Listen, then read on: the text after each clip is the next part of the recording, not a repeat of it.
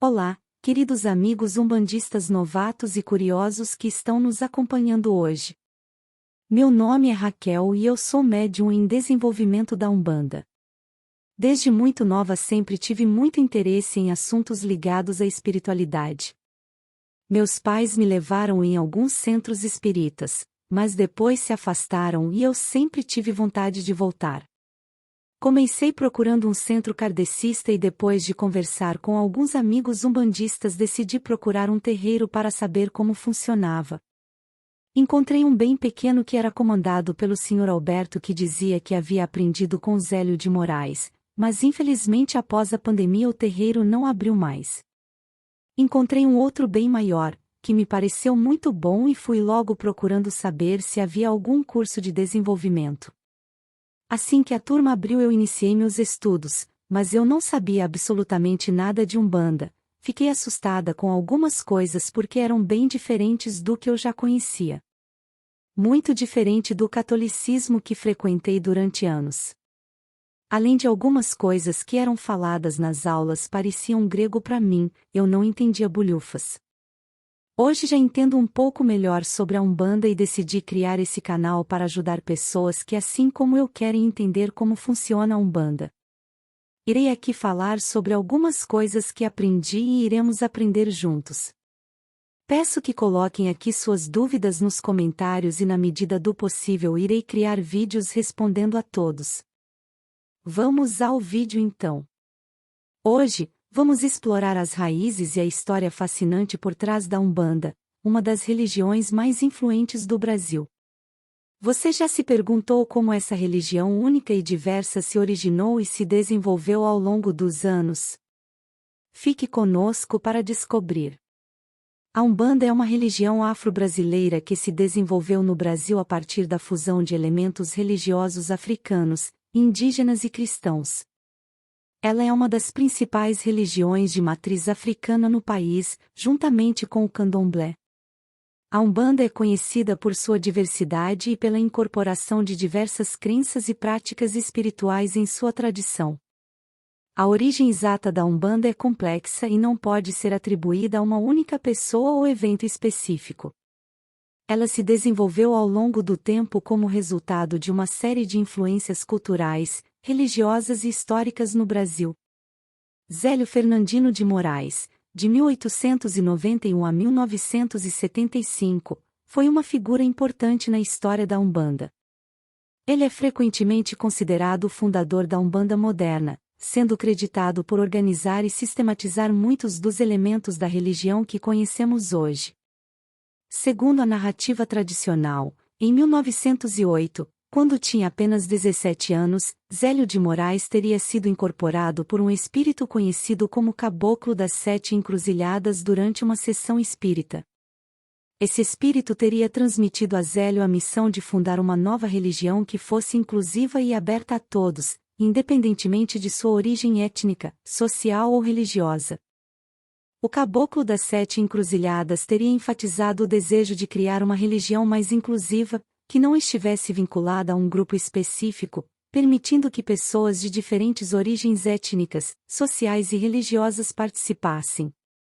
O espiritismo kardecista, embora também fosse inclusivo em muitos aspectos, ainda mantinha certas práticas e estruturas que poderiam ser percebidas como restritivas. O Caboclo das Sete Encruzilhadas teria orientado Zélio de Moraes a incorporar elementos das tradições africanas e indígenas, que eram parte fundamental da cultura brasileira, mas que não eram totalmente abraçadas pelo espiritismo kardecista da época. Isso permitiria uma expressão espiritual mais diversificada e autêntica. Com base nessa orientação espiritual, Zélio de Moraes começou a desenvolver a Umbanda, e incorporou elementos do espiritismo, das tradições africanas e indígenas, do catolicismo e de outras influências religiosas.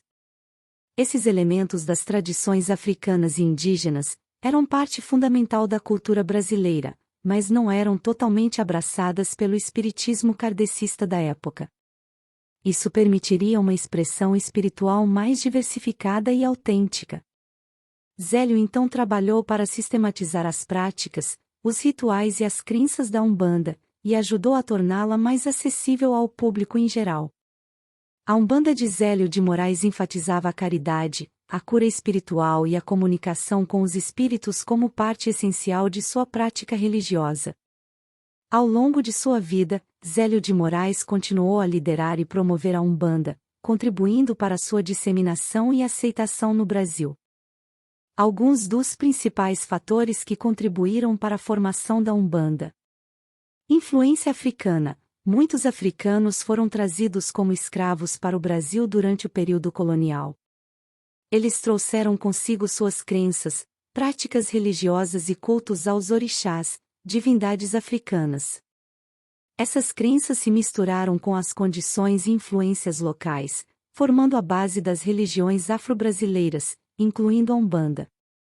Influência indígena. Além da influência africana, as tradições religiosas dos povos indígenas nativos do Brasil também desempenharam um papel na formação da Umbanda. Elementos da espiritualidade indígena, como a conexão com a natureza e os espíritos da floresta, se fundiram com as crenças africanas. Influência do espiritismo. Durante o século XIX, o espiritismo kardecista ganhou popularidade no Brasil. Muitos brasileiros adotaram as práticas do espiritismo, que envolviam a comunicação com os espíritos dos mortos por meio de médiuns. Essa influência espiritualista também se incorporou à Umbanda.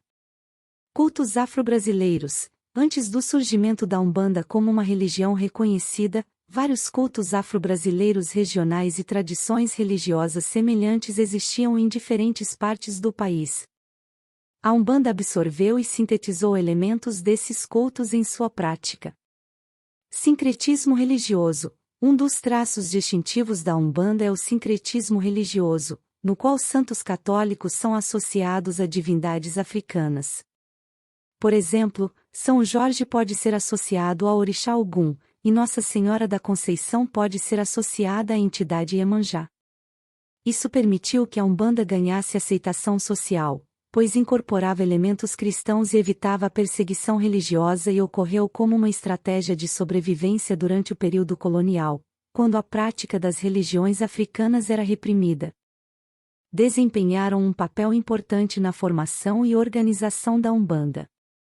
Eles ajudaram a estabelecer práticas rituais, crenças e estruturas organizacionais.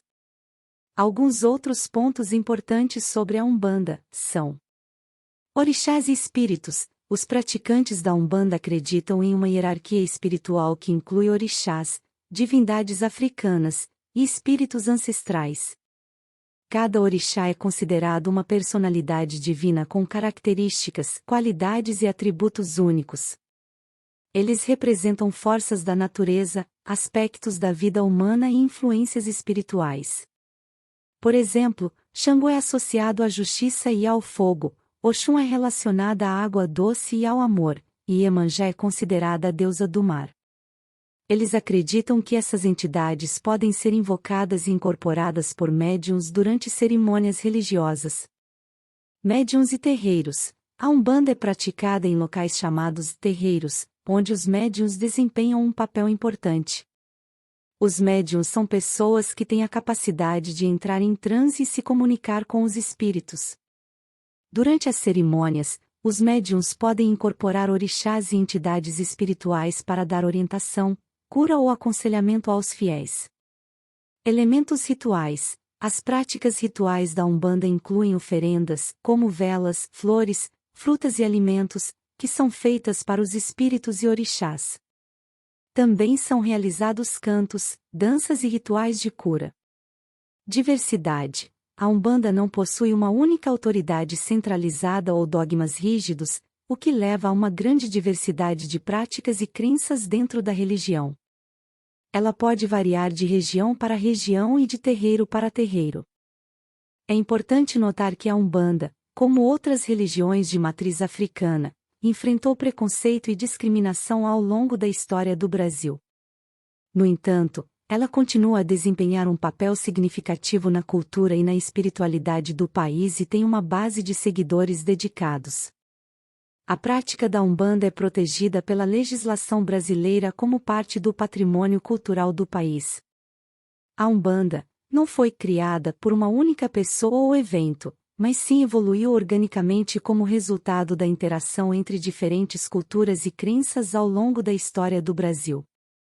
Ela se tornou uma religião distintiva e reconhecida no século XX, com uma grande diversidade de práticas e tradições, refletindo a pluralidade da sociedade brasileira.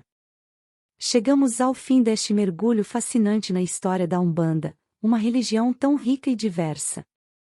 Espero sinceramente que vocês tenham apreciado e aprendido um pouco mais sobre essa parte importante da cultura brasileira. Se você gostou deste vídeo e deseja continuar explorando temas relacionados à Umbanda e à espiritualidade, não se esqueça de se inscrever no canal Umbandista Novato. Clique no botão de inscrição e ative o sininho de notificações para não perder nenhum dos nossos futuros vídeos. Além disso, se este conteúdo foi informativo ou se você tem alguma pergunta, comentário ou compartilhamento de experiência sobre a Umbanda, por favor, deixe um comentário abaixo. Adoraríamos ouvir de você e construir uma comunidade engajada e apaixonada em torno deste tema. Não se esqueça de dar um grande like neste vídeo, porque isso nos ajuda a alcançar mais pessoas interessadas na Umbanda. Muito obrigado por assistir, e até o próximo vídeo. Juntos, continuaremos explorando a riqueza espiritual da Umbanda. Até breve.